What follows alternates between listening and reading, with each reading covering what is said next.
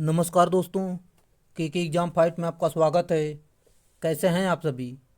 उम्मीद है आप सभी सही होंगे और आपकी तैयारी अच्छी चल रही होगी। दोस्तों, आज हम इलेक्ट्रिशियन थ्योरी से कुछ महत्वपूर्ण प्रश्न लेकर आए हैं जो कि ये आपकी किसी भी एग्ज़ाम के लिए महत्वपूर्ण साबित हो सकते हैं। जैसा कि आपका यूपीपीसीएल टीजी2, यूपी आर्मिनल TG two, SAIL, ISRO, DRDO, Bihar PCL, MPPC, PGCL, ये सभी जहां पर इलेक्ट्रिशियन से संबंधित प्रश्न आते हैं, ये उसके लिए काफ़ी महत्वपूर्ण प्रश्न दिए गए हैं। चलिए, आपका ज़्यादा टाइम न लेते इन प्रश्नों की शुरुआत करते हैं। उससे पहले आपसे रिक्वेस्ट है, अगर आप चैनल पर नए, चैनल को सब्सक्राइब कर लीजिए और अपने दोस्तों में शेयर कर दीजिए। वीडियो अच्छा लगे तो वीडियो को लाइक ज़रूर करना। चलिए शुरुआत करते हैं। जैसा कि आज का प्रश्न है, चित्र में दिखाए गए उपकरण का नाम क्या है? सही उत्तर जो कि ये हैंड क्रिम्पिंग है, हैंड क्रिम्पिंग प्लायर दिखाया गया है। यहाँ पर हम देखते हैं जो कि ये उपकरण का नाम हैंड क्रिम्पिंग प्लायर है। इसका उपयोग एल्युमिनियम केबल्स के सिरों पर संयोजक लग या टर्मिनल को बैठाने के लिए किया जाता है। इसकी लंबाई प्रायः 20 सेंटीमीटर होती है। अगला प्रश्न, प्रयुक्त वस्तु को पकड़ने के लिए कौन से प्लायर सबसे उपयुक्त होते हैं? सही उत्तर नोज प्लायर। यहाँ पर हम देख लेते हैं जो कि प्रयुक्त वस्तु को पकड़ने के लिए नोज प्लायर सबसे उपयुक्त होता है। इसका प्रयोग छोटे भागों तथा अवयवों को पकड़ने व खींचने के लिए किया जाता है। अगला प्रश्न, विद्युत धारा से लगी आग को बुझाने के लिए जल का प्रयोग नहीं किया जा सकता क्योंकि? सही उत्तर उससे इलेक्ट्रोक्यूशन हो सकता है। ये इसका राइट आंसर है। देख लेते हैं जो कि विद्युत धारा से लगी आग बुझाने हेतु जल का प्रयोग नहीं किया जा सकता क्योंकि उससे इलेक्ट्रोक्यूशन हो सकता है, जिससे जल के माध्यम से धारा प्रवाहित होने लगती है और व्यक्ति को झटका लगने की से उसकी मृत्यु हो सकती है। अगला प्रश्न, ईंधन आग के सिलसिले में प्रयुक्त होने का अग्निशामक का प्रकार डैश डैश है, अग्निशामक है। सही उत्तर सोडा अम्ल। यहाँ पर देख लेते हैं जो कि ईंधन आग के सिलसिले में प्रयुक्त होने का अग्निशामक का प्रकार सोडा अम्ल है। सोडा अम्ल अग्निशामक यंत्र ईथेन की आग से बचाव हेतु लगा होता है। हर औद्योगिक इकाइयों में होता है। चलिए देख लेते हैं जो कि अगला प्रश्न, एक नियंत्रण मूलभूत रूप से होता है। सही उत्तर तुलनित्र होता है। अगला प्रश्न, निम्नलिखित में से कौन सा कारक सुचालक के प्रतिरोध को प्रभाव नहीं करता है? सही उत्तर जो कि यहाँ पर सुचालक का वजन ये आपका निर्भर नहीं करता है, जबकि सामग्री की प्रतिरोधकता जिससे कुचालकता का निर्माण किया जाता है और कुचालक की कुल लंबाई इस पर निर्भर करता है। सुचालक का क्रॉस सेक्शनल एरिया इस पर भी निर्भर करता है और सुचालक का तापमान इस पर भी निर्भर करता है। आपका यहाँ पर ऑप्शन नंबर ई सही उत्तर होगा जो कि इस पर निर्भर नहीं करता। चलिए फार्मूला आप देख सकते हैं जो कि यही फार्मूले से आपको निकाला गया, आर बराबर रो एल अपॉन ए, जो कि रो आपकी प्रतिरोधकता, एल लंबाई और ए जो है अनुप्रस्थ काट का क्षेत्रफल पर दिया गया है। चालकों का प्रतिरोध ताप बढ़ाने के साथ बढ़ता है और चालक का वजन का प्रतिरोध पर कोई प्रभाव नहीं पड़ता है। अगला प्रश्न, एक 1200 मीटर तार में 60 ओम का प्रतिरोध है। एक 240 मीटर तार के प्रतिरोध की गणना करना है। जैसा कि फार्मूला आर बराबर रो एल अपान ए दिया गया है, यहाँ पर रेजिस्टेंस दिया गया है और यहाँ पर लंबाई दी गई है। यहाँ पर देख सकते हैं पूरी जानकारी दी गई है। चलिए यहाँ पर फार्मूले पर मान रखते हैं जो कि फार्मूला आपका होगा R1/R2 बराबर L1/L2। R2 हमें निकालना है, पूरा मान रख के सॉल्व करेंगे, आपका 12 ओम सही उत्तर यहाँ पर आ जाएगा जो कि option number b right answer है। अगला प्रश्न दिया गया है जो कि निम्न में से किस ताम्र संवाहक का विद्युत प्रतिरोध सबसे कम होगा? सही उत्तर 3 मीटर mm² के अनुप्रस्थ काट का क्षेत्रफल वाला 1 मीटर लंबा तार इसका उत्तर है। जैसा कि यहाँ पर आर बराबर रो एल अपान ए दिया गया जो कि इस प्रकार इसे सॉल्व करते हैं। आर वन बराबर इतना देख सकते हैं जो कि R2 बराबर P/√3।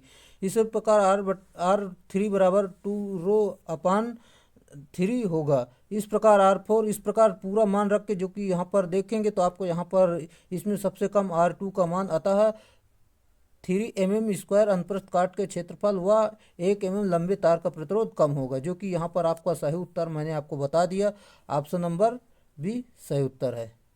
चलिए अगला प्रश्न हमारा दिया गया है, जैसे कि किसी 100 वोल्ट वाले बल्ब का प्रतिरोध 500 ओम है। प्रत्येक किलोवाट घंटे की ऊर्जा की खपत होने पर यह बल्ब कितने समय तक कार्य करेगा। जैसे कि आपका रेजिस्टेंस दिया गया, वोल्टेज दिया गया है, यहाँ पर मैं आपको बता दूँ, यहाँ पर आपका समय कितने समय यह बल्ब कितने समय तक कार्य करेगा। फार्मूला होता है E = VIT। यहाँ पर फार्मूले पर जैसे कि यहाँ पर फार्मूला यहाँ पर और निकालेंगे, जो कि यहाँ पर T = E/V²। यहाँ पर मान रखेंगे जो कि E का मान 1000 दिया गया, 500 R का मान जो कि रेजिस्टेंस, यहाँ पर V का मान 100 था, इसका वर्क कर देंगे, इसे सॉल्व करेंगे, आपका 50 घंटे आ जाएगा, जो कि ऑप्शन नंबर सी उत्तर है। चलिए अगला प्रश्न देखते हैं, उम्मीद है आपको समझ में आया होगा। अगला प्रश्न हमारा दिया गया जो कि इस प्रकार है, जैसे कि यहाँ पर मैं आपको बता दूं, ओम के नियम के संबंध में निम्नलिखित में से कौन सा कथन गलत है। यहाँ पर आपको बताना कौन सा कथन गलत है। जो कि यहाँ पर फार्मूला आपका होता है V = IR। IR होता है इस प्रकार, आप इसमें से सभी निकाल सकते हैं, जो कि R = V/I होता है, जो कि यहाँ पर आपका दिया गया है V/I, जो कि दिया गया है। V = IR ये भी दिया गया है। और यहाँ पर मैं आपको बता दूं, यहाँ पर धारा जो कि I बराबर यहाँ पर ये कि प्रतिरोध गुणे विभव अंतर ये नहीं होता, यही आपका सही उत्तर होगा। बाकी आपका ये सभी सही हैं। आपका option number D right answer है। चलिए जैसा कि यहाँ पर देख लेते हैं, ओम के नियमानुसार किसी चालक यदि भौतिक अवस्था अपवर्तित रहे तो चालकों के सिरों पर लगे विभवांतर तथा उसमें बहने वाली धारा का अनुपात सदैव स्थिर रहता है, जो कि इस प्रकार देख सकते हैं। फार्मूला तो आप सभी लोगों ने जान लिया होगा। अगला प्रश्न, समानांतर में संबंधित दो एक जैसे लैंप 240 वोल्ट स्रोत से लगे हैं, प्रत्येक लैंप पर वोल्टेज होगी। सही उत्तर जो कि समांतर में तो वोल्टेज समान ही रहता है, इसका सही उत्तर 240 वोल्ट ही होगा। अगर सीरीज में होता तो आपका वोल्टेज जुड़ जाता, जो कि एक बार फिर से आपको बता देता हूँ, समांतर क्रम में लगे किसी भी उपकरण के पार्श्व में वोल्टेज समान होता है, लोड कैसा भी हो, इसलिए प्रत्येक लैंप पर वोल्टेज 240 वोल्ट होगा और सीरीज क्रम में धारा का मान समान होता है। अगला प्रश्न, 1/1 HP कितने वाट्स के समतुल्य होता है। सिंपल सा है, 746 वाट होता है, जो कि आपका ब्रिटिश में होता है। मीट्रिक में एक हॉर्स पावर बराबर 735.5 वाट होता है। अगला प्रश्न, 1 मीट्रिक अश्व शक्ति डैश के बराबर है। सही उत्तर 736, यानी 735.5 है तो इसको 736 बोल सकते हैं। चलिए अगला प्रश्न, 220 वोल्ट AC आपूर्ति के 1 टन एयर कंडीशन की समतुल्य अनुमानित रेटिंग क्या है। सही उत्तर जो कि 1600 वाट होगी। चलिए यहाँ पर एक बार फिर से बताते हैं, 220 वोल्ट AC आपूर्ति के 1 टन एयर कंडीशनर की सामान्य अनुमानित रेटिंग 1600 वाट है। अगला प्रश्न, जब प्रत्यावर्ती धारा ओमी प्रतिरोध से बहता है तो विद्युत शक्ति का ऊष्मा में रूपांतरित होता है। सही उत्तर यथार्थ शक्ति में रूपांतरित होता है। देखते हैं जो कि इस प्रकार है, जब प्रत्यावर्ती धारा ओमी प्रतिरोध से बहता है तब विद्युत शक्ति का ऊष्मा में वास्तविक शक्ति से रूपांतरित होता है। इसे जूल के नियमानुसार समझा जा सकता है। पैदा हुई ऊष्मा ऊर्जा विद्युत धारा के मान के वर्ग के तथा प्रतिरोध व समय के गुणनफल के अनुक्रमानुपाती होती है, जो कि H = I²RT फार्मूला होता है, या तो आप H = VIT भी आपका इसका फार्मूला होता है। और यहाँ पर और देखें तो आपका यहाँ पर H = V²/R × T होता है, जो कि इस प्रकार इसके फार्मूले होते हैं। ये सारे फार्मूले आप जरूर याद रखें। चलिए अगला प्रश्न हमारा दिया गया है, जब किसी हीटर का प्रतिरोध एलिमेंट फ्यूज हो जाए, हम इसका एक भाग निकालते हैं तो इसे पुनः उसी आपूर्ति के साथ कनेक्ट कर देते हैं तो हीटर द्वारा ली गई ऊर्जा डैश है। सही उत्तर बढ़ेगी। चलिए देख लेते हैं क्यों बढ़ेगी। यहाँ पर पूरा कारण दिया गया है, क्योंकि हीटर का प्रतिरोध पहले की तुलना में कम हो जाएगा। प्रतिरोध कम होगा तो विद्युत धारा अधिक लेगा, जिसके फलस्वरूप हीटर द्वारा ली गई ऊर्जा बढ़ेगी।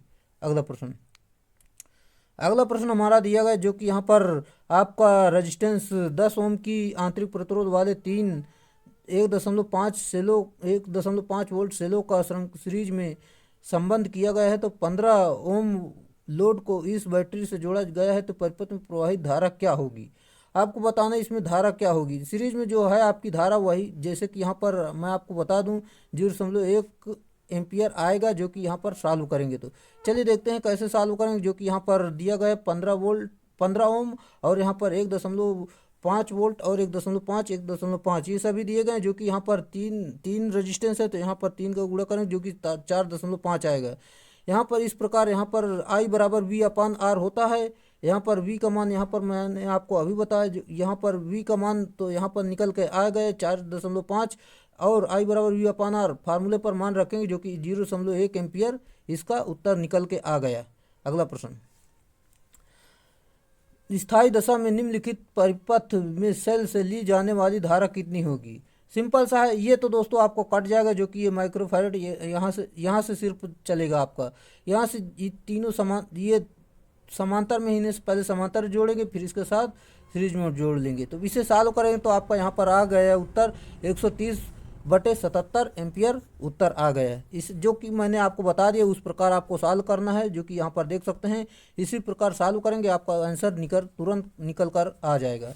अगला प्रश्न जो कि इस प्रकार है, जैसे कि यहाँ पर प्रत्यावर्ती वोल्टा E बराबर 200 साइन 314t की आपूर्ति एक ऐसे उपकरण को की जाती है जो विपरीत दिशा में धारा के प्रवाह को रोकते हुए एक दिशा में धारा के प्रवाह को 20 ओम के ओमिक प्रतिरोध प्रदान करता है। आरएमएस मान की गणना करना है आपको।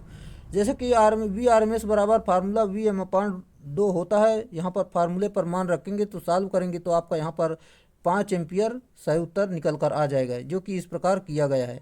इस प्रकार करेंगे, जो कि यहाँ पर फार्मूले पर मान रख के सॉल्व कर लेंगे तो आपका सही उत्तर निकल कर आ गया, जो कि मैंने आपको बता दिया डिटेल से। अगला प्रश्न, निम्नांकित आकृति में दर्शाए गए सिग्नल का औसत मान क्या होगा। चलिए इसका औसत मान जो होगा आपका 6.67 होगा, जो कि यहाँ पर आप देख सकते हैं। इसे जो कि यहाँ पर देखेंगे फार्मूले पर मान रखेंगे। वोल्टेज यानी वोल्टेज औसत बराबर यहाँ पर आपका फार्मूला होता है कुल क्षेत्रफल की प्रति साइकिल बटे कुल समयावधि। यहाँ पर फार्मूले पर मान रखेंगे, जो कि सॉल्व करेंगे तो आपका यहाँ पर उत्तर निकल कर आ जाएगा। अगला प्रश्न हमारा दिया गया, जैसा कि दो ज्यावक्रीय रूप से अलग अलग प्रत्यावर्ती धाराओं में वर्ग माध्य मूल मान 5 और 7.5 एम्पियर और उसमें 50 हर्ट्ज की समान आवृत्ति है, तो उनके अधिकतम मान क्या होगा। जो कि फार्मूला आपका होता है, जो कि Vm बराबर √2 गुणे वोल्टेज RMS। फार्मूले पर मान रखेंगे, जो कि यहाँ पर फार्मूले पर मान रखेंगे 10.60 वोल्ट इसका उत्तर निकल कर आ जाएगा, जो कि यहाँ पर आपका ऑप्शन नंबर ए सही उत्तर हो जाएगा इस प्रकार।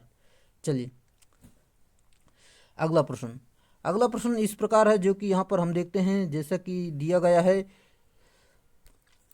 समान परिस्थितियों के साथ साथ असमान परिस्थितियों के अधीन एक पावर सर्किट का निर्माण और विच्छेदन में सक्षम डिवाइस को क्या कहा जाता है। सही उत्तर जो कि यहाँ पर आपका हो जाएगा सर्किट ब्रेकर कहते हैं। यहाँ पर एक बार फिर से देख लेते हैं, समान परिस्थितियों के साथ साथ असामान्य स्थितियों के अधीन एक पावर सर्किट का निर्माण और विच्छेदन में सक्षम डिवाइस परिपथ वियोजक कहलाती है। सर्किट ब्रेकर एक प्रकार का स्विच गियर है जो सर्किट को लोकल या रिमोट ऑपरेशन द्वारा मेक और ब्रेक कर सकता है। और सर्किट ब्रेकर में दो कंटेक्ट होते हैं, जो कि फिक्स्ड कंटेक्ट और मूविंग कंटेक्ट होते हैं। अगला है, सर्किट ब्रेकर रिले द्वारा सूचना पाकर ऑपरेट होता है। अगला प्रश्न हमारा दिया गया, जैसा कि यहाँ पर मैं आपको बता दूं, किसी 132 किलोवोल्ट सिस्टम फेज की ग्राउंड कैपेसिटेंस 0.015 माइक्रोफैरड है तो और इंडक्टेंस 6 हेनरी है। यदि 15 एम्पियर मैग्नेटाइजिंग करंट को बाधित किया जाना है तो सर्किट ब्रेकर के संपर्कों पर उत्पन्न वोल्टेज क्या होगा।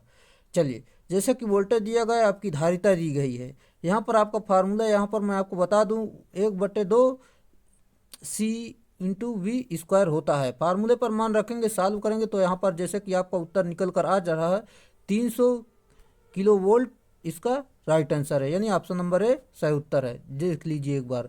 चलिए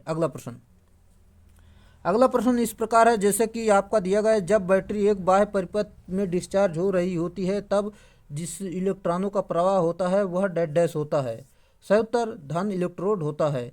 जब बैटरी एक बाह्य परिपथ में डिस्चार्ज हो रही होती है तब जिस इलेक्ट्रॉनों का प्रवाह होता है वह धन इलेक्ट्रोड होता है।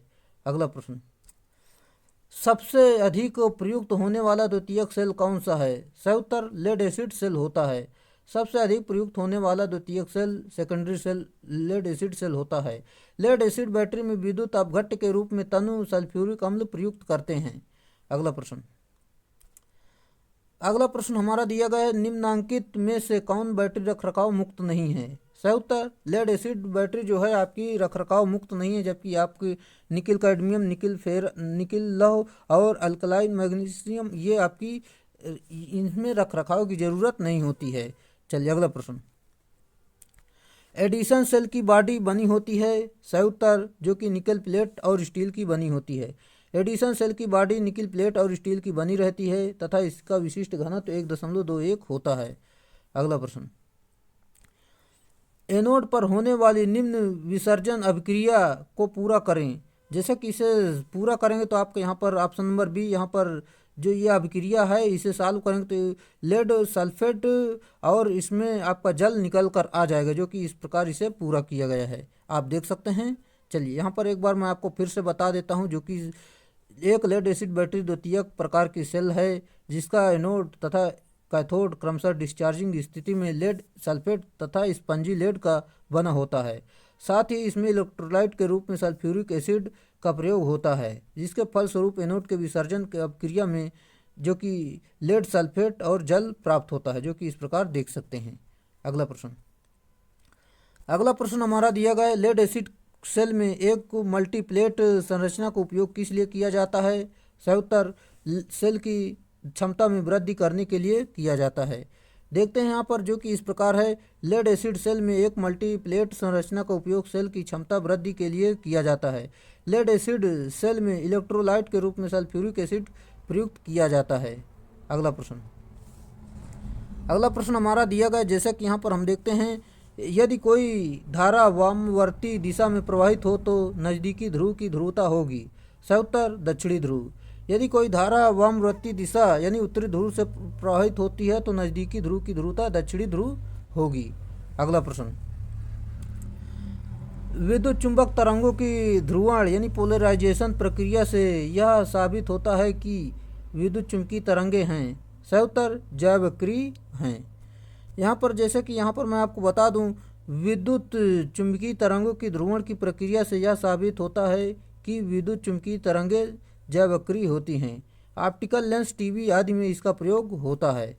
अगला प्रश्न, स्थायी चुंबक का परीक्षण डैश डैश द्वारा किया जाता है।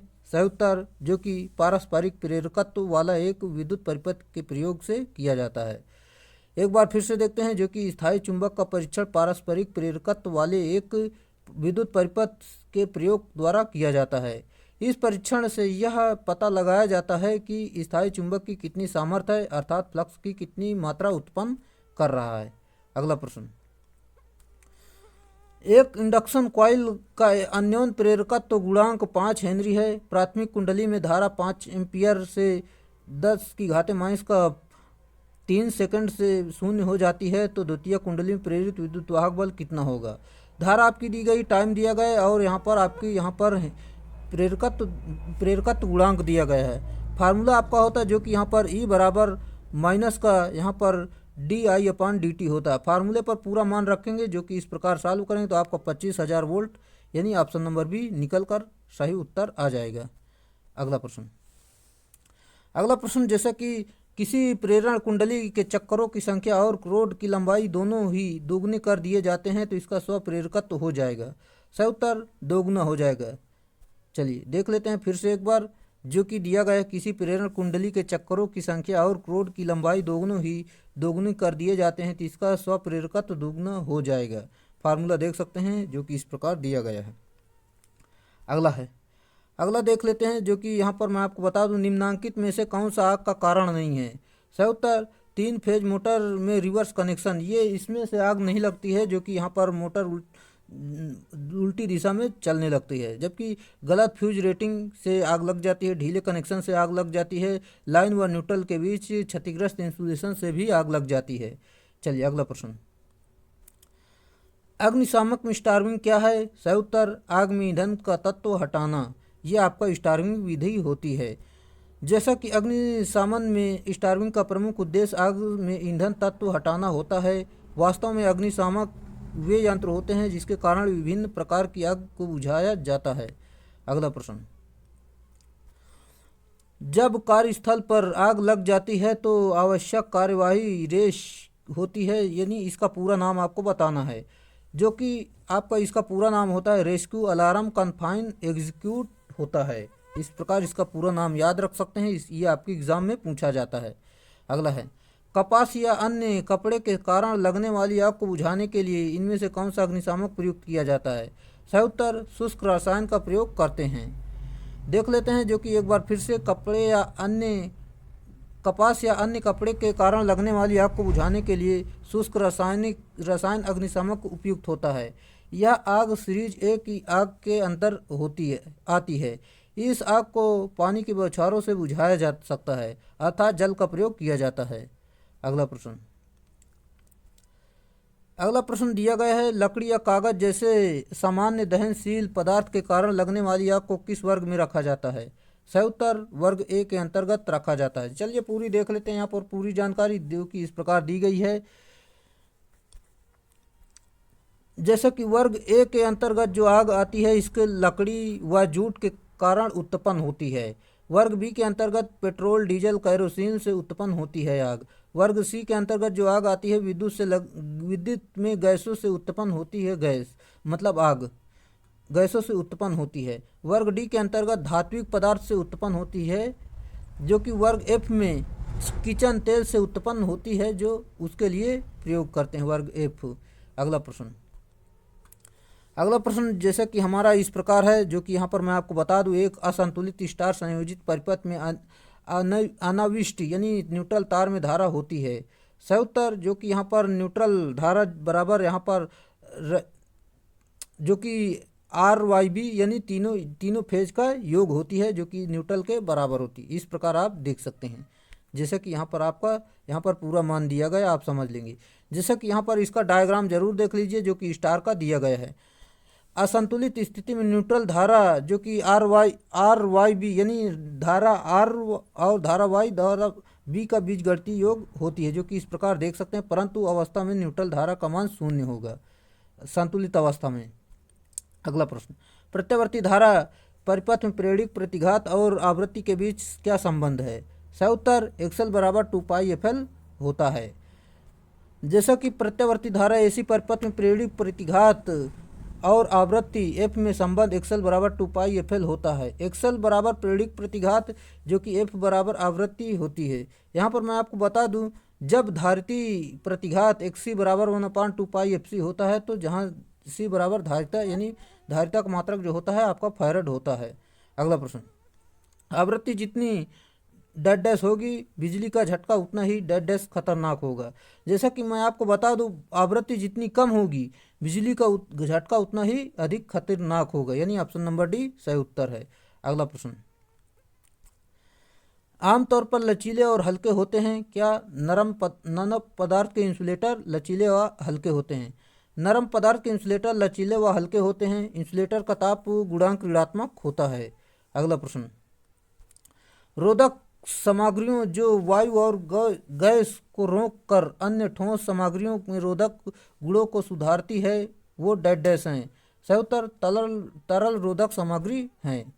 जैसा कि यहाँ पर आपका दिया गया, रोधक सामग्रियों जो वायु और गैस को रोककर अन्य ठोस सामग्रियों के रोधक गुण को सुधारती है, वो तरल रोधक सामग्री कहलाते हैं। अगला प्रश्न, निम्नलिखित में से कौन सी तरल रोधक की एक सीरीज है? सही उत्तर ट्रांसफार्मर तेल। ट्रांसफार्मर तेल एक सिंथेटिक तेल तरल प्रकार के कुचालकों की श्रेणी में आते हैं, जबकि वार्निश पेपर, पैराफिन, मोम एवं अभ्रक ठोस सीरीज के कुचालक पदार्थ में आता है। अगला प्रश्न, निम्नलिखित में से किस गैस का उपयोग विद्युत उपकरणों विद्युत रोधी पदार्थ के रूप में किया जाता है? सही उत्तर sulphur hexafluoride. Sulphur hexafluoride gas का उपयोग विद्युत उपकरणों में विद्युत रोधी यानी इंसुलेटर पदार्थ के रूप में किया जाता है। अगला प्रश्न, ठोस विद्युत रोधी पदार्थ का विद्युत यांत्रिक विकास किस कारण होता है? सही उत्तर विद्युत क्षेत्र द्वारा उत्पन्न बलकृत प्रतिबल। जैसा कि ठोस विद्युत पदार्थ का विद्युत यांत्रिक विकास विद्युत क्षेत्र द्वारा उत्पन्न बलकृत प्रतिबल के कारण होता है। अगला प्रश्न, सूती, टेप, कागज आदि जैसी विषमवाहक सामग्रियों के संश्लेषण का क्या उद्देश्य होता है? सही उत्तर, वायु कोटारिका को तेल से भरना होता है।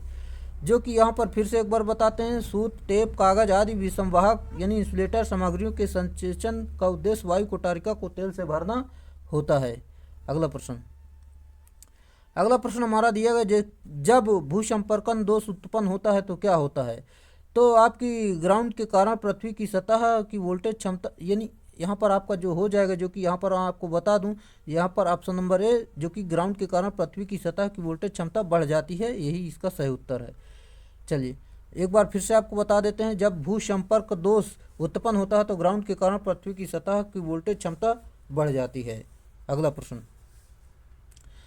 प्रश्न मैं आपको बता दूं, जो एक विद्युत स्विच लाइन और भूसंपर्कन यानी अर्थिंग के बीच लगाए जाने वाले तड़ित रोधक का कार्य क्या होता है? सही उत्तर आपका हो जाएगा, जो कि यहाँ पर मैं आपको बता दूं, टर्मिनल उपकरण को ट्रेवलिंग सर्ज के विरुद्ध सुरक्षा प्रदान करना। यहाँ पर एक बार फिर से देखते हैं, जो कि एक तड़ित रोधक को लाइन और अर्थिंग के मध्य लगाया जाता है। एक विद्युत स्विच में लाइन और भूसंपर्कन से बीच लगाए जाने वाले तड़ित रोधक का मुख्य कार्य ट्रेवलिंग सर्ज से टर्मिनल उपकरणों की सुरक्षा करना होता है। लाइटिंग के दौरान तड़ित रोधक शॉर्ट सर्किट यानी निम्न प्रतिरोध सर्किट परिपथ का कार्य करता है, जिसके कारण लाइटिंग भूमि में चली जाती है, जिसके उपकरण सुरक्षित रहते हैं। अगला प्रश्न हमारा इस प्रकार है, जो कि ISI कोड के अनुसार भूसंपर्कन संयोजन के लिए प्रयुक्त तार का अनुशासित रंग क्या है? सही उत्तर हरा होता है। न्यूट्रल के लिए काला होता है, जो कि यहाँ पर मैं आपको बता दूं, RYB यानी लाल और पीला नीला ये आपका फेज होते हैं।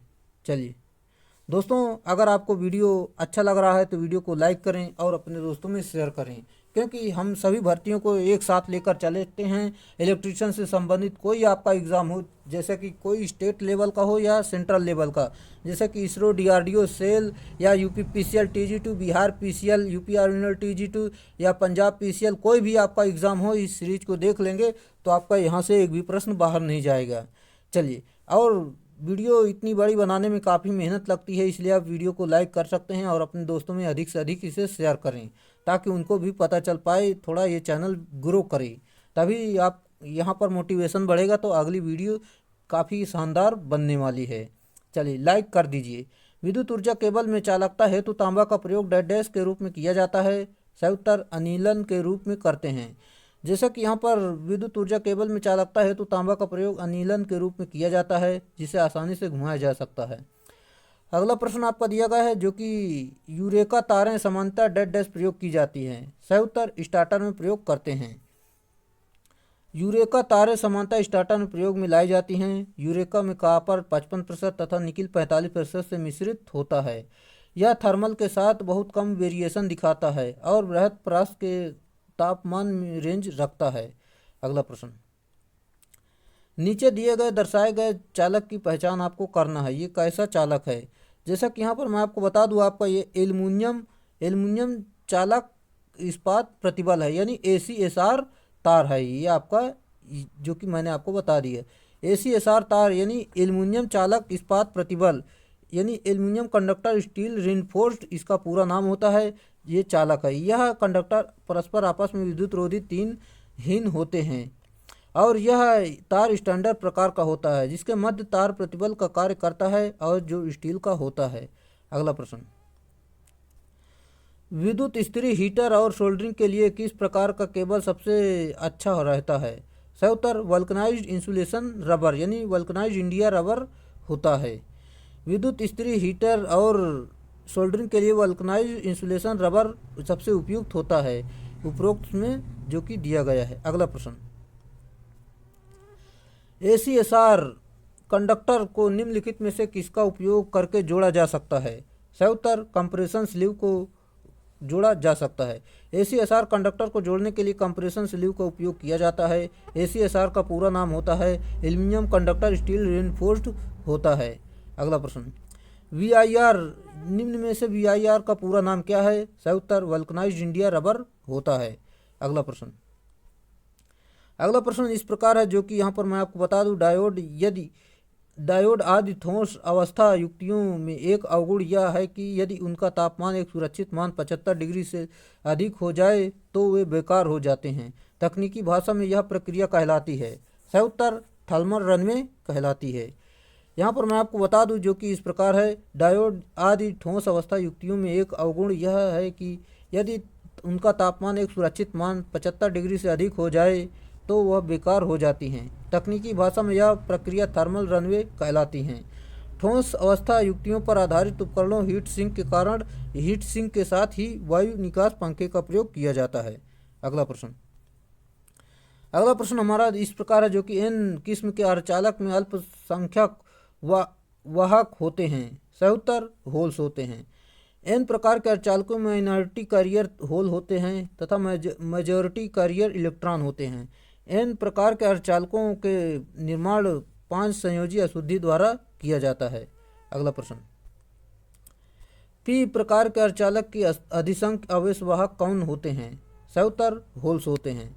देखते हैं यहाँ पर, जो कि पी प्रकार के अर्धचालकों में मेजॉरिटी कैरियर होल तथा माइनॉरिटी कैरियर इलेक्ट्रॉन होते हैं, क्योंकि पी प्रकार के अर्धचालक का निर्माण त्रिसंयोजी द्वारा होता है। अगला प्रश्न, एन प्रकार के अर्धचालक में बहुसंख्यक वाहक होता है। सही उत्तर इलेक्ट्रॉन होता है। एन प्रकार के अर्धचालक में मेजॉरिटी कैरियर इलेक्ट्रॉन होता है, जो कि इस प्रकार दिया गया है। अगला प्रश्न, जो कि किसी अर्धचालक की चालकता होती है। सही उत्तर उसके ताप के बढ़ने से बढ़ती है। अगला प्रश्न, सीढ़ियों पर वायरिंग में किस प्रकार के स्विच का उपयोग किया जाता है, जहां एक लैंप को 2 या 2 से अधिक जगहों से नियंत्रित किया जाता है? सही उत्तर इंटरमीडिएट स्विच यानी मध्यवर्ती स्विच का प्रयोग किया जाता है। एक बार फिर से देखते हैं, जो कि सीढ़ियों पर वायरिंग में मध्यवर्ती स्विच का उपयोग किया जाता है, जिससे कि एक लैंप को 2 या 2 से अधिक जगहों से नियंत्रित किया जाता है। अगला प्रश्न, मध्यवर्ती स्विच यानी इंटरमीडिएट स्विच प्रयोग सीढ़ी के वायरिंग में किया जाता है, जहां एक लैंप डैश से नियंत्रित होता है, 3 और अधिक स्थान से नियंत्रित होता है तो इंटरमीडिएट स्विच का प्रयोग करते हैं। अगला प्रश्न, वायरिंग के लिए डैश एक आवश्यक सामग्री है। सही उत्तर लकड़ी के पेंच की आवश्यकता होती है। वायरिंग के लिए सबसे आवश्यक लकड़ी के पेंच वायरिंग के स्थापित करने के लिए लकड़ी के पेंचों की आवश्यकता होती है। अगला प्रश्न, घरेलू वायरिंग में एल्बो का उपयोग तार की दिशा को डैश बदलने के लिए किया जाता है। सही उत्तर 90 डिग्री। घरेलू वायरिंग में एल्बो का उपयोग तार की दिशा को 90 डिग्री समकोण बदलने के लिए किया जाता है। एल्बो यांत्रिक एवं विद्युत कार्य में उपयोग लाया जाता है, जो मोड़ या घुमाव प्रदान करता है। अगला प्रश्न, केबल ट्रे से केबल को कैसे फिक्स किया जाता है? सही उत्तर क्लैंप से। केबल ट्रे से केबल को क्लैंप से फिक्स किया जाता है। अगला प्रश्न, निम्नलिखित में से कौन सा कंड्यूट सैंडल के कार्य को प्रदर्शित करता है? सही उत्तर दीवार की सतह पर कंड्यूट को सुरक्षित करने के लिए। अगला प्रश्न, एल्बो इनमें से किसके लिए उपयुक्त होते हैं? सही उत्तर छोटे बंकन के लिए। एल्बो या बैंड, एल्बो का प्रयोग छोटे बैंड के लिए किया जाता है। पाइप लाइन में पाइप के सिरों को समकोण में जोड़ने के लिए एल्बो का प्रयोग किया जाता है। एल्बो में भी सॉकेट की तरह भीतरी चूड़ियां कटी रहती हैं। अगला प्रश्न जैसा कि दिया गया, अर्ध तरंग डिस्टकारी की डिस्टकारण क्षमता डैश होती है। सही उत्तर 40.6 होती है। अर्धचालक में यहाँ पर मैं आपको बता दूं, डिस्टकारी की जो दक्षता होती है 40.6% होती है। इस रेक्टिफायर में केवल एक डायोड का प्रयोग किया जाता है, जो कि इस प्रकार आप देख सकते हैं। अगर फुल ब्रिज रेक्टिफायर होता हो तो उसमें 4 डायोड की आवश्यकता होती है। अगला प्रश्न, जो कि किसी सेतु डिस्टकारी में कितने डायोड की संख्या होती है? सही उत्तर 4 की, जो कि मैंने अभी आपको बता दी है, जो कि यहाँ पर आप देख सकते हैं। अगला प्रश्न, एक नियंत्रित रेक्टिफायर सर्किट के लिए निम्नलिखित में से किसका उपयोग नहीं किया जाता है? सही उत्तर डायोड का उपयोग नहीं किया जाता है। देख लेते हैं एक बार फिर से, जो कि डायोड का उपयोग एक नियंत्रित रेक्टिफायर के लिए नहीं किया जा सकता, क्योंकि इसमें किसी भी प्रकार का नियंत्रित टर्मिनल नहीं होता है, जबकि SCR, मॉसफेट, IGBT में गेट नियंत्रित टर्मिनल का कार्य करता है। अगला प्रश्न, अगला प्रश्न हमारा इस प्रकार है, जैसे कि डीसी जनरेटर के निम्न ब्रश के घर्षण गुणांक का अधिमान्य मान क्या होगा। सही उत्तर 0.22 होगा। लघु ब्रश घर्षण का घर्षण गुणांक लगभग 0.22 अथवा इससे कम होता है, जबकि एक उच्च ब्रश घर्षण गुणांक 0.4 से अधिक होता है। अगला प्रश्न जो कि सामान्यतः ब्रश लगाए जाते हैं। सही उत्तर चुंबकीय उदासीन अक्ष पर। सामान्यतः ब्रश को चुंबकीय उदासीन अक्ष पर लगाया जाता है। ब्रश कार्बन के बने होते हैं। अगला प्रश्न दिया गया है, नरम ग्रेफाइट ब्रश के लिए अधिकतम धारा घनत्व तो क्या है। सही उत्तर 9 से लेकर 9.5 एम्पियर प्रति सेंटीमीटर स्क्वायर होता है, जो कि नरम के लिए। इलेक्ट्रो ग्रेफाइट के लिए यहाँ पर देख सकते हैं 8.5 से लेकर 9 एम्पियर प्रति सेंटीमीटर स्क्वायर होता है। कॉपर के लिए 15 से 16 एम्पियर प्रति सेंटीमीटर स्क्वायर होता है। कार्बन के लिए आपका दिया गया है 5.5 से लेकर 6.5 एम्पियर प्रति सेंटीमीटर स्क्वायर होता है। ये आप पूरे मान जरूर याद रखें। अगला प्रश्न, कम वोल्टेज और उच्च करंट डीसी मशीनों में किस प्रकार के ब्रश प्रयुक्त किए जाते हैं। सही उत्तर तांबा प्रयोग किया जाता है, जो कि यहाँ पर मैं आपको बता दूं, कम वोल्टेज और उच्च करंट मशीनों के लिए तांबे का ब्रश प्रयुक्त किया जाता है, जबकि उच्च वोल्टेज के समय कार्बन के ब्रश प्रयुक्त किए जाते हैं। ब्रशों को 2/3 रहने पर इंजीनियर द्वारा बदलने का आदेश टेक्नीशियन को दे दिया जाता है। अगला प्रश्न, एक दिश धारा यानी डीसी मशीन में ब्रश को स्फुलिंगन यानी स्पार्किंग का सबसे संभावित कारण क्या है। सही उत्तर आर्मेचर में खुली कुंडली, खराब अंतराध्रुव यानी इंटरपोल और गलत ब्रश स्प्रिंग दाब होता है। ये आप जरूर याद रखें, जो कि यहाँ पर आर्मेचर में खुली कुंडली, खराब अंतराध्रुव यानी इंटरपोल और गलत ब्रश स्प्रिंग दाब एक दिश धारा मशीन में ब्रश पर स्फुलिंगन यानी कार्बन यानी स्पार्किंग का सबसे संभावित कारण होता है। यह स्फुलिंगन मशीन में कंपन से संबंधित है। अगला प्रश्न, प्रतिरोध दिक् परिवर्तन यानी रेजिस्टेंस कम्यूटेशन में डेड डैश कॉपर ब्रशों की तुलना में रूप से डेड डैश कार्बन ब्रशों द्वारा प्रतिस्थापित किया जाता है। सही उत्तर जो कि दिक् परिवर्तन यानी रेजिस्टेंस कम्यूटेशन में निम्न कॉपर ब्रशों और तुलनात्मक रूप से उच्च कार्बन ब्रशों द्वारा प्रतिस्थापित किया जाता है। ऑप्शन नंबर बी सही उत्तर होगा। एक बार फिर से आपको बताते हैं, जो कि प्रतिरोध दिक् परिवर्तन यानी रेजिस्टेंस कम्यूटेशन में निम्न कॉपर ब्रशों की तुलना में रूप से उच्च कार्बन ब्रशों के द्वारा प्रतिस्थापित किया जाता है। अगला प्रश्न इस प्रकार है, जैसे कि क्षेत्र प्रभाव ट्रांजिस्टर यानी फील्ड इफेक्ट ट्रांजिस्टर किस तरह से प्रयोग में लाया जाता है। सही उत्तर चल प्रतिरोध तरह से प्रयोग में लाया जाता है। यहाँ पर देखते हैं, क्षेत्र प्रभाव ट्रांजिस्टर चल प्रतिरोध की तरह प्रयोग में लाया जा सकता है। इस प्रकार के ट्रांजिस्टर में ड्रेन करंट से मान का निर्धारण वैद्युत क्षेत्र के आवेश द्वारा संपन्न किया जाता है। यह पी चैनल तथा एन चैनल प्रकार का होता है। इसका उपयोग शक्ति प्रवर्धक के लिए विभिन्न इलेक्ट्रॉनिक उपकरण में किया जाता है। अगला प्रश्न यहाँ पर मैं आपको बता दूं, सही ढंग से बायसित एनपीएन ट्रांजिस्टर में उत्तेजक से निकले इलेक्ट्रॉन होते हैं। सही उत्तर आपका यहाँ पर हो जाएगा, जो कि यहाँ पर मैं आपको बता दूं, आधार के माध्यम से संग्राहक तक जाते हैं, जो कि इस प्रकार इसका सही उत्तर है। यहाँ पर सही ढंग से फिर देख लेते हैं, सही ढंग से यह बायसित एनपीएन ट्रांजिस्टर में उत्सर्जक से निकले इलेक्ट्रॉन आधार के माध्यम से संग्राहक तक जाते हैं। अगला प्रश्न, एनपीएन तथा पीएनपी तथा एनपीएन ट्रांजिस्टर के प्रतीक में तीर यानी एरो किस चिन्ह की ओर इंगित करते हैं। सही उत्तर आपका हो जाएगा, जो कि उत्तेजक यानी एमीटर लेड होता है। अगला प्रश्न, जो कि यहाँ पर पीएनपी तथा एनपीएन अथवा एनपीएन ट्रांजिस्टर के प्रतीक में तीर यानी चिन्ह उत्तेजक आर्द्रता की ओर इंगित करता है, जो कि यहाँ पर अगर अंदर की ओर तीर है तो आपका यहाँ पर पीएनपी और बाहर की तरफ तीर है तो यह आपका एनपीएन होता है, जो कि यहाँ पर आप देख सकते हैं। अगला प्रश्न हमारा दिया गया, जो कि डीसी सीरीज मोटर में वोल्टेज और विद्युत वाहक बल और आर्मेचर धारा के मध्य का संबंध क्या है। सही उत्तर जो कि विद्युत वाहक बल बराबर वोल्टेज माइनस आर्मेचर धारा इंटू आर्मेचर प्रतिरोध माइनस आर्मेचर धारा इंटू सीरीज प्रतिरोध होता है, जो कि इसका सही उत्तर है। चलिए यहाँ पर आप देख सकते हैं, जो कि दिया गया है वही फार्मूला। अगला प्रश्न हमारा दिया गया, जो कि एक 210 volt DC shunt motor 30 ampere धारा लेता है और 1200 आरपीएम पर चलता है। यदि आर्मेचर और शंट क्षेत्र प्रतिरोध क्रमशः 2.5 ओम और 210 ओम हो तो शंट क्षेत्र में धारा कितनी होगी।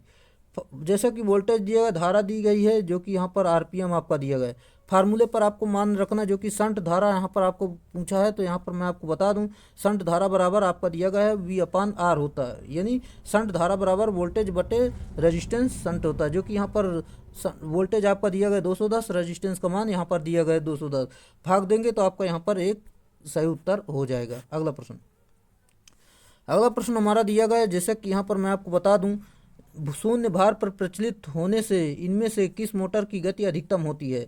सही उत्तर सीरीज मोटर की। शून्य भार यानी नो लोड पर डीसी सीरीज मोटर की गति अधिकतम होती है। साथ ही ज्ञात रहे डीसी सीरीज मोटर का स्टार्टिंग टॉर्क अधिक होता है। अगला प्रश्न, एक डीसी सीरीज मोटर गलती से किसी एकल फेज यानी सिंगल फेज एसी आपूर्ति से जुड़ा है तो उत्पादित बलाघूट डैश डैश है। सही उत्तर स्पंदन मान एवं एक दिशी होता है। चलिए देख लेते हैं। यहाँ पर मैं आपको बता दूं, जैसे कि एक डीसी सीरीज मोटर को यदि एसी आपूर्ति से संयोजित किया जाता है तो इसके द्वारा उत्पन्न बलाघूट का मान स्पंदन मान या एक दिशी होता है, क्योंकि एकल फेज एसी आपूर्ति से प्राप्त चुंबकीय क्षेत्र घूर्णी प्रकृति का नहीं होता है, अतः बलाघूट एक दिशी कंपित होता है। अगला प्रश्न, आर्मेचर की प्रतिक्रिया और संतृप्ति नगण्य मानते हुए डीसी सीरीज मोटर के स्पीड टॉर्क अभिलक्षण की आकृति क्या होगी? सही उत्तर अति परवलय होगी। आर्मेचर की प्रतिक्रिया और संतृप्ति नगण्य मानते हुए डीसी सीरीज मोटर की स्पीड टॉर्क अभिलक्षण के आकार अति परवलय होती है। अगला प्रश्न,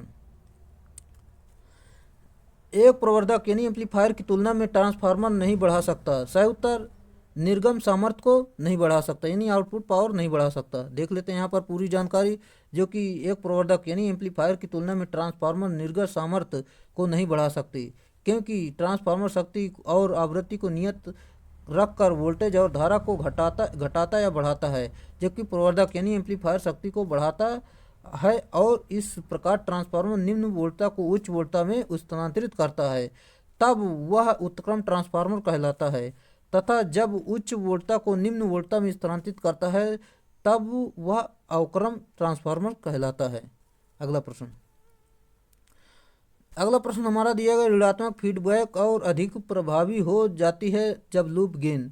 सही उत्तर उच्च होता है। जैसा कि यहाँ पर मैं आपको बता दूं, जैसे कि ऋणात्मक फीडबैक और अधिक प्रभावी हो जाता है जब लूप गेन उच्च होता है। फीडबैक दो प्रकार के होते हैं, धनात्मक फीडबैक जो कि इस प्रकार देख सकते हैं, जो कि यहाँ पर दिया गया है, जो कि मैं आपको बता दूं A/1 minus A into beta होता है। और यहाँ पर ऋणात्मक फीडबैक के लिए देख सकते हैं, जो कि आपका दिया गया है, यहाँ पर आपका A/1 plus A into beta होता है, जो कि ये प्लस में होता है। बी का मान सदैव जीरो, बीटा का मान सदैव 0 से 1 के बीच में होता है।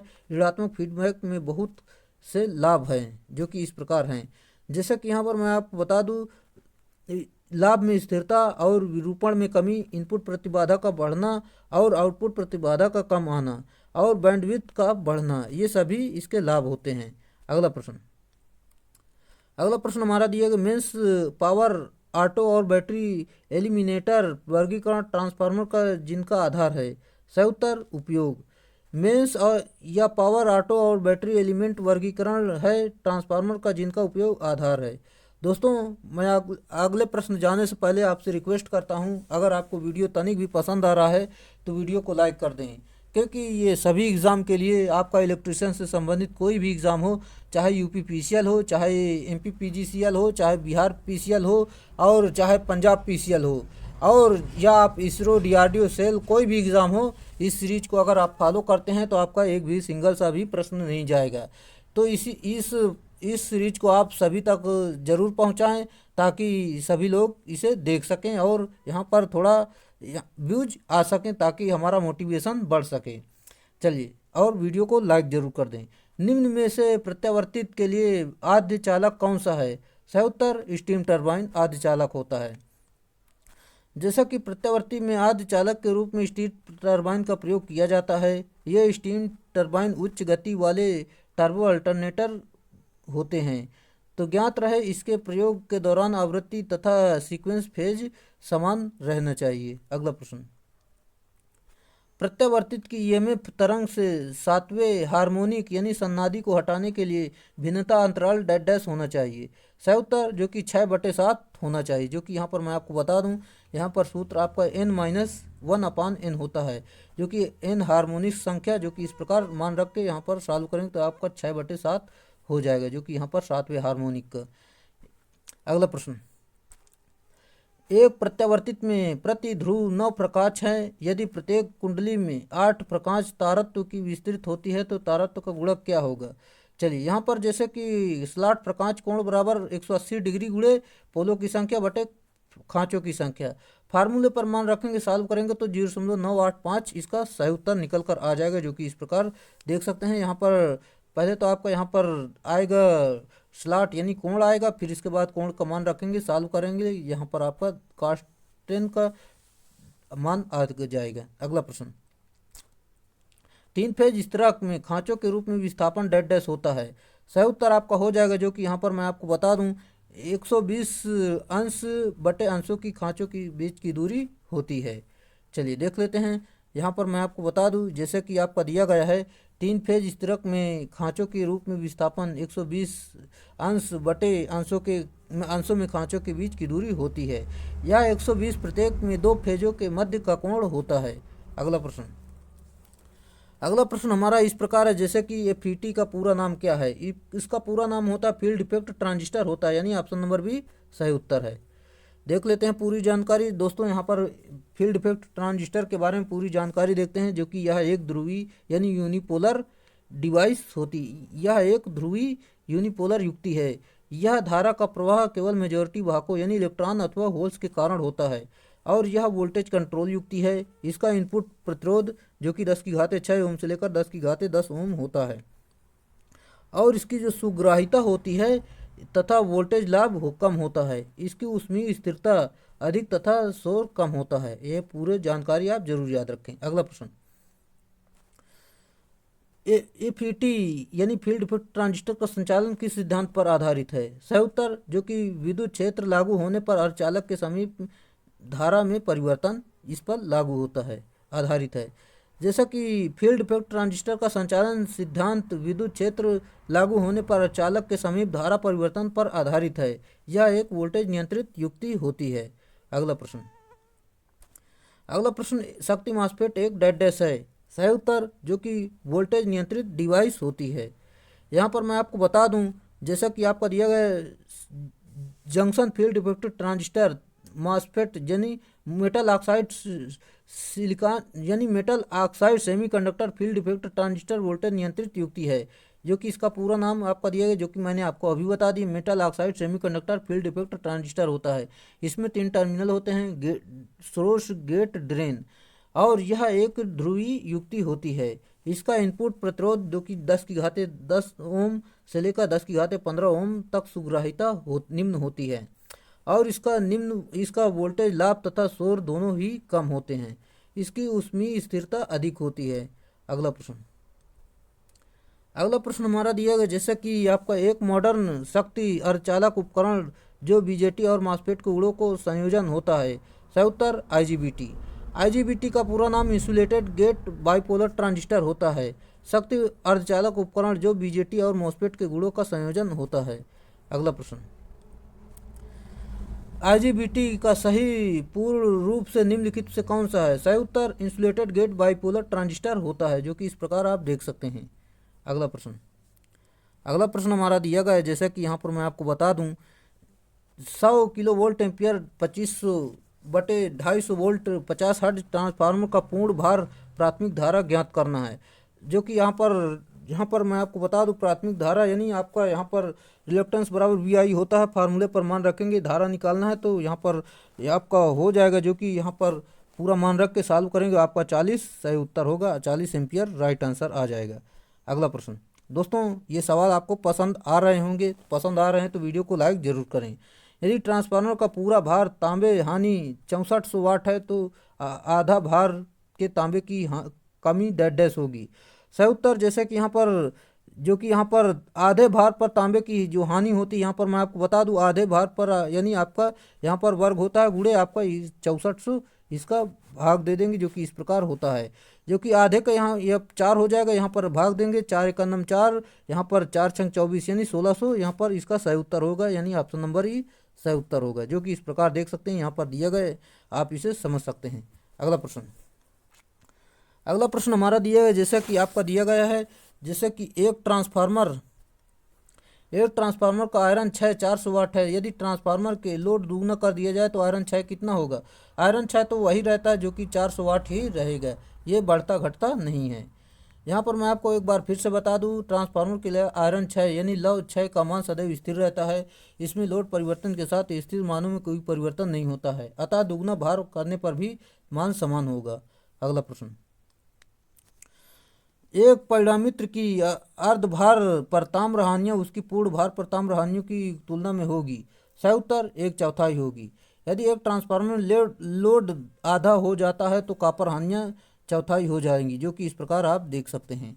चलिए देखते हैं, यहाँ पर मैं आपको बता दूं, जहाँ लोड गुणक यदि लोड गुणांक को आधा कर दिया जाए जो कि इस प्रकार दिया गया है। अगला प्रश्न, अगला प्रश्न हमारा दिया गया है जैसा कि यहाँ पर आप देख सकते हैं, विद्युतीय युक्ति जिसमें थायरिस्टर और ट्रांजिस्टर संयुक्त गुण पाए जाते हैं वो कहलाता है। सही उत्तर जीटीओ यानी गेट टर्न ऑफ, यानी आपका ऑप्शन नंबर डी सही उत्तर है। यहाँ पर विद्युत विद्युतीय युक्ति जिसमें थायरिस्टर और ट्रांजिस्टर संयुक्त गुण पाए जाते हैं जीटीओ कहलाता है। अगला प्रश्न, अगला प्रश्न, वह युक्ति जिसमें ऋणात्मक प्रतिरोध क्षेत्र पाया जाता है कहलाता है। सही उत्तर यूजेटी कहलाता है। जैसा कि यहाँ पर मैं आपको बता दूं, यूजेटी यूनि जंक्शन ट्रांजिस्टर वह युक्ति जिसमें ऋणात्मक प्रतिरोध क्षेत्र पाया जाता है। जैसा कि यूजेटी एन प्रारूपी सिलिकॉन अर्धचालक पर एक पीएन संधि से निर्मित इकाई होती है। अगला पॉइंट है, बेस 1 और बेस 2 के बीच प्रतिरोध 4.7 किलोवोल्ट से लेकर 9.1 किलोवोल्ट तक होता है। इसका प्रयोग एससीआर में ट्रिगरिंग सर्किट में, ऑसिलेटर सर्किट में, लैचिंग सर्किट में किया जाता है, जो कि इस प्रकार आप देख सकते हैं। अगला प्रश्न, एक यूजेटी में डैश टर्मिनल होते हैं। सही उत्तर 3 टर्मिनल होते हैं। यहाँ पर मैं आपको बता दूं जो कि इस प्रकार दिया गया, ये डायग्राम आप जरूर याद रखें। जैसा कि यूजेटी 3 प्रारूपी सिलिकॉन अर्धचालक पर एक पीएन संधि से निर्मित इकाई है। B1 और B2 के बीच का प्रतिरोध 4.7 किलो ओम से लेकर 9.1 किलो ओम तक होता है। इसका प्रयोग एससीआर में, ट्रिगरिंग सर्किट में, ऑसिलेटर सर्किट में, लैचिंग सर्किट में किया जाता है। अगला प्रश्न, अगला प्रश्न हमारा दिया गया जो कि कंप्रेसरों के लिए प्रयुक्त मोटर कौन सा है। सही उत्तर जो कि यहाँ पर capacitor start capacitor run motor होती है। कंप्रेसरों के लिए capacitor start capacitor run motor का प्रयोग किया जाता है। इन मोटरों की दक्षता ज़्यादा होती है परंतु स्टार्टिंग करंट कम व पावर फैक्टर कम होता है। अगला प्रश्न, अगला प्रश्न हमारा दिया गया जो कि 2 वैल्यू कैपेसिटर रन मोटर के प्रदर्शन को डैश वर्गीकृत किया जाता है। सही उत्तर इसकी भारी लोड को स्टार्ट करने की क्षमता द्वारा। चलिए देखते हैं, जैसा कि 2 वैल्यू कैपेसिटर रन मोटर को इसकी भारी लोड को स्टार्ट करने की क्षमता द्वारा वर्गीकृत किया जाता है। जब इस मोटर को 25% अधिक लोड आ जाता है तो यह पूर्ण दक्षता के साथ कार्य करती है। अगला प्रश्न, कैपेसिटर स्टार्ट इंडक्शन मोटर और capacitor start capacitor run induction motor dash तक उपलब्ध हैं। सही उत्तर 6 किलोवाट तक उपलब्ध हैं। Capacitor start induction run motor तथा capacitor run induction motor 6 kilowatt तक क्षमता में उपलब्ध होते हैं। अगला प्रश्न, कथनों को पढ़ें और capacitor start capacitor run single phase induction motor के लिए सही विकल्प का चयन करें। सही उत्तर जो कि यहाँ पर मैं आपको बता दूं, जैसे कि यहाँ पर आपके ये दोनों कथन असत्य हैं जो कि इस प्रकार दिया गया है। चलिए, जैसा कि आपका कैपेसिटर का मुख्य वाइंडिंग से जुड़ा होता है, ये आपका गलत है। प्रणाली में सेंट्रीफ्यूगल स्विच होता है, ये अभी आपका गलत है। चलिए अगला प्रश्न, अगला प्रश्न हमारा दिया गया जो कि इस प्रकार है। जैसा कि यहाँ पर मैं आपको बता दूं, आपका दिया गया है किस प्रकार की प्रेरण मोटर को 2 वैल्यू कैपेसिटर मोटर के रूप में जाना जाता है। सही उत्तर capacitor start capacitor run motor single phase induction motor यानी प्रेरण मोटर के रूप में जाना जाता है। Capacitor start capacitor run motor को टू वैल्यू कैपेसिटर मोटर कहते हैं, क्योंकि इनमें दो कैपेसिटर जुड़े होते हैं यानी दो संधारित्र जुड़े होते हैं। अगला प्रश्न, एक फेज वाली शेडेड पोल मोटर में प्रायः डैश डैश होता है। सही उत्तर स्क्वायरल केज रोटर होता है। सिंगल फेज वाली शेडेड पोल मोटर में प्रायः स्क्वायरल केज रोटर होता है। सिंगल फेज सप्लाई एक अल्टरनेटिव फ्लक्स पैदा करती है। जब पोल में फ्लक्स बढ़ना शुरू होता है तो इसका कुछ भाग पोल के शेडेड भाग से गुजरने की कोशिश करता है या फ्लक्स के ईएमएफ में पैदा होता है। अगला प्रश्न हमारा दिया गया जो कि इस प्रकार है, जैसे कि यहाँ पर मैं आपको बता दूं, सजावटी प्रकाश व्यवस्था में श्रृंखला में कई लाइट डैश डैश द्वारा नियंत्रित होती हैं। सही उत्तर ड्रम स्विच। चलिए देखते हैं यहाँ पर, जैसा कि आपका दिया गया है, सजावटी प्रकाश व्यवस्था में जब कई लाइट श्रृंखला यानी सीरीज में जुड़े होते हैं तो उन्हें ड्रम स्विच के द्वारा कंट्रोल किया जाता है। अगला प्रश्न, विमानों जहाज़ों और कई यूरोपीय देशों में घरों में विद्युत आपूर्ति की सुरक्षा प्राथमिकता पर ध्यान देते हुए विद्युत आपूर्ति लाइन में डैश डैश दिया जाता है। सही उत्तर 110 वोल्टेज दिया जाता है। देखते हैं यहाँ पर जो कि इस प्रकार है, विमानों जहाज़ों और कई यूरोपीय घरों में विद्युत आपूर्ति की सुरक्षा प्राथमिकता पर ध्यान देते हुए विद्युत आपूर्ति की लाइन में 110 वोल्टेज दिया जाता है। अगला प्रश्न, सीढ़ी के तारों में सर्किट में इस्तेमाल किए जाने वाले दो तरफा स्विच की न्यूनतम संख्या डैश डैश है। सही उत्तर 2 है। जैसे कि सीढ़ी के तारों के लिए सर्किट में इस्तेमाल किए जाने वाले दो तरफा स्विचों की न्यूनतम संख्या 2 होती है। इस प्रकार का प्रकाश विद्युत परिपथ सीढ़ी पर तार का स्थापन कहलाता है। इसमें एक बल्ब या ट्यूब लाइट होती है जो दो मार्गी स्विचों की सहायता से ऑन अथवा ऑफ किया जाता है। अगला प्रश्न, BIS के अनुसार किसी संस्थापन में अधिकतम लीकेज करंट की अनुमति है। सही उत्तर ऑप्शन नंबर डी, जो कि पूर्ण लोड का धारा का 1/5000 भागवा होती है। अगला प्रश्न, BIS के अनुसार एक लाइट फैन में उप परिपथ अधिकतम पॉइंट डैश डैश के लिए नहीं होने चाहिए। सही उत्तर 10 नहीं होने चाहिए। चलिए जैसा कि यहाँ पर मैं आपको बता दूं, BIS के अनुसार एक लाइट फैन उप परिपथ अधिकतम 10 पॉइंट से अधिक नहीं होने चाहिए, जबकि कम होने चाहिए, तथा एक परिपथ में कार्यभार का मान 800 वाट से अधिक नहीं होना चाहिए, तथा शक्ति यानी पावर परिपथ के लिए परिपथ का भार का मान 3000 वाट से अधिक नहीं होना चाहिए, पावर के लिए यानी शक्ति के लिए। अगला प्रश्न, उसमें 2 पॉइंट होते हैं। अगला है, निम्नलिखित में से की एप्लीकेशन केवल सर्पी यानी स्लिप रिंग इंडक्शन मोटर का उपयोग किया जाता है। सही उत्तर क्रेनों में किया जाता है। अगला प्रश्न, 3 phase squirrel cage induction motor में रोटरो कंडक्टरों को कहते हैं। सही उत्तर जो कि एंड रिंग के माध्यम से शॉर्ट सर्किट किया जाता है। जैसा कि यहाँ पर मैं आपको बता दूं, 3 phase squirrel cage induction motor में रोटर कंडक्टरों को एंड रिंग्स के माध्यम से शॉर्ट सर्किट किया जाता है। एंड रिंग का उपयोग यांत्रिक मजबूती के लिए भी किया जाता है। अगला प्रश्न, एक स्क्वायरल केज रोटर में होता है। सही उत्तर अग्र यानी एंड रिंग एवं रोटर संचालन बार स्थायी रूप से शॉर्ट सर्किट होते हैं। देखते हैं यहाँ पर जो कि यहाँ पर दिया गया है, इसमें ताम्र की छड़ होती हैं जो दोनों ओर सिरे पर एंड रिंग द्वारा शॉर्ट सर्किट यानी लघुपथित कर दिए जाते हैं। यह गिलहरी के पंजे के समान का आकार होता है। अगला प्रश्न हमारा दिया गया है, जैसे कि यहाँ पर मैं आपको बता दूं कि इस प्रकार के रोटर के पर लपेटे जाने वाले चालकों के लिए समांतर खांचों की से युक्त बेलनाकार लेमिनेटेड कोर होते हैं। सही उत्तर स्क्वायरल केज रोटर। देख लेते हैं यहाँ पर, जैसे कि यहाँ पर स्क्वायरल केज मोटर इस प्रकार, इस रोटर में ताम्र की छड़ होती है जो एक रिंग द्वारा शॉर्ट सर्किट की जाती है। डीसी मोटर चालकों के लिए समांतर खांचे से युक्त बेलनाकार लेमिनेटेड कोर होती है। अगला प्रश्न दिया गया है, जैसे कि स्क्वायरल केज इंडक्शन मोटर में यदि 2 रोटर बंद सर्किट वाले बन जाते हैं तो रोटर पर क्या प्रभाव पड़ेगा। सही उत्तर रोटर शोर के साथ बहुत धीमे से चलेगा। चलिए देखते हैं, स्क्वायरल केज इंडक्शन मोटर में यदि 2 रोटर बंद ओपन सर्किट वाले बन जाते हैं तो रोटर शोर के साथ बहुत धीमे चलेगा। अगला प्रश्न, यदि रोटर बार खुले परिपथ में हो तो एसी इंडक्शन मोटर का क्या प्रभाव होता है। सही उत्तर मोटर का ओवरहीटिंग होगा। यदि रोटर बार खुले परिपथ हो तो एसी इंडक्शन मोटर का ओवर हीटिंग प्रभाव होता है। साथ ही ज्ञात रहे कि इंडक्शन मोटर का ओवर रोटर एंडरिंग के साथ शॉर्ट सर्किट रहता है। अगला प्रश्न यहाँ पर आपका दिया गया है, जैसे कि अगर किसी विद्युत संरचना में कोई बड़ा लघु परिपथ दोष हो तो मैगर द्वारा जांच करने पर यह दर्शाएगा। सही उत्तर जो कि यहाँ पर अगर किसी विद्युत संरचना में शॉर्ट सर्किट है तो मैगर आपका यहाँ पर जो आपका दर्शाएगा यहाँ पर 0 मेगा ओम यानी 0 ओम दर्शाएगा। इसका सही उत्तर है option number A.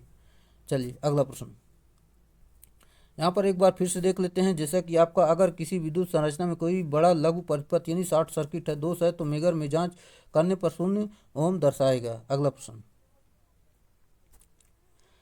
Moving coil यंत्रों में किसके द्वारा डैम्पिंग की जाती है? सही उत्तर एडी धाराओं द्वारा डैम्पिंग की जाती है। अगला प्रश्न किस यानी कास फाई किस पर लिखा होता है? सही उत्तर शक्ति गुणांक मीटर पर लिखा होता है। अगला प्रश्न दिया गया है, जैसे कि कॉपर की बनी एक सेडिंग रिंग एनर्जी मीटर की धारा कुंडली के ऊपर रख दी जाती है ताकि। सही उत्तर शक्ति गुणांक सुधारा जा सके, ये इसका सही उत्तर है। कॉपर की बनी सेडिंग रिंग एनर्जी मीटर धारा कुंडली के ऊपर रख दी जाती है ताकि शक्ति गुणांक सुधारा जा सके। अगला प्रश्न, मूविंग आयरन यंत्रों में डिफ्लेक्शन टार्क समानुपाती होता है। सही उत्तर धारा के वर्ग के समानुपाती होता है। अगला प्रश्न सिंक्रोनस मोटर में पश्च अभिन्नत यानी बैक ईएमएफ डैश पर निर्भर करता है। सही उत्तर फील्ड वाइंडिंग को प्रदान किए गए उत्तेजन पर निर्भर करता है। यहाँ पर देख लेते हैं जो कि यहाँ पर दिया गया है। दोस्तों, सिंक्रोनस मोटर का past back EMF electromotive force DC field winding को प्रदान की गई उत्तेजना पर निर्भर करती है। इस मोटर को प्रायः डबल एक्साइटेड मोटर भी कहा जाता है क्योंकि इसके संचालन में डीसी के साथ एसी अर्थात दोनों सप्लाई का प्रयोग किया जाता है। दोस्तों, अगर आपको वीडियो पसंद आ रहा है तो वीडियो को लाइक करें और अपने दोस्तों में इसे ज़रूर शेयर करें क्योंकि ये इलेक्ट्रीशियन आपके लिए काफ़ी महत्वपूर्ण प्रश्न इसमें लेकर आए हैं जो कि आपके किसी भी एग्जाम के लिए महत्वपूर्ण साबित हो सकते हैं। चाहे आपका यूपीपीसीएल टीजी2 हो, चाहे यूपी आर्मिनल टीजी2 हो, चाहे टेक्निकल हेल्पर हो, चाहे आपका महाराष्ट्र पीसीएल हो, चाहे पंजाब पीसीएल हो, कोई भी आपका एग्ज़ाम हो या सेंट्रल लेवल का या स्टेट लेवल का, ये सारे एग्ज़ाम के लिए यहाँ पर प्रश्न कराए जाते हैं जो कि यहाँ पर आप देख सकते हैं। और वीडियो आपको पसंद आया करे तो वीडियो को पूरा जरूर देखा करें और वीडियो को लाइक जरूर किया करें। चलिए अगला प्रश्न है, तुल्यकालिक मोटर को डैश पर प्रचलित किया जा सकता है। सही उत्तर जो कि इनमें से कोई नहीं। तुल्यकालिक यानी सिंक्रोनस मोटर को आपको लीडिंग, लैगिंग और यूनिटी तीनों इकाई पर आप इसे चला सकते हैं। यहाँ पर मैं आपको बता दूँ, जैसा कि तुल्यकालिक मोटर को यहाँ पर लीडिंग, लैगिंग तथा यूनिटी तीनों पावर फैक्टर पर कार्य कराया जा सकता है। ज्ञात रहे तुल्यकालिक मशीन स्वतः प्रेरित नहीं होती है। इसे स्वतः प्रेरित बनाने के लिए मोटर को डीसी उत्तेजना की आवश्यकता होती है। अगला प्रश्न, सिंक्रोनस मोटर का शक्ति गुणांक यानी पावर फैक्टर निम्न में किस अवस्था में अधिकतम होता है? सही उत्तर सीमा के ऊपर संदीपन में अधिकतम होता है। देख लेते हैं एक बार फिर से जो कि इस प्रकार दिया गया है, जैसा कि यहाँ पर मैं आपको बता दूँ, यह सिंक्रोनस मोटर को निम्न भार पर या भारहीन अवस्था में सीमा के ऊपर संदीपन यानी एक्साइटेशन दिए गए यह ट्रांसमिशन लाइन में शक्ति गुणांक सुधारने का कार्य करती है। इस अवस्था में यह मोटर सिंक्रोनस कंडेंसर कहलाती है जिसकी इकाई जो है केवीआर अर्थात किलो वोल्ट एम्पियर रिएक्टिव में दी जाती है। अगला प्रश्न, निम्नलिखित में से कौन सा एक अति उत्साहित तुल्यकालिक मोटर के कारण घटित है? सही उत्तर मशीन एक अग्र शक्ति कारक धारा को खींचती है।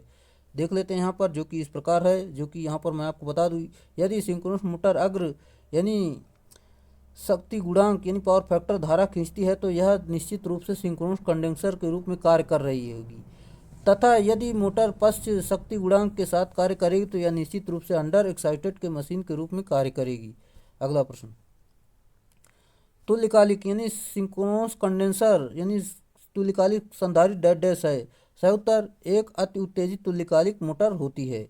देख लेते हैं यहाँ पर जो कि इस प्रकार है, अति उत्तेजित तुल्यकालिक मोटर तुल्यकालिक संधारित्र कंडेंसर की तरह कार्य करती है। यह कार्य भारहीन अथवा नो लोड की स्थिति में होता है। जब यहाँ रिसीविंग छोर पर वोल्टता सेंडिंग छोर से अधिक होता है। चलिए अगले प्रश्न की तरफ।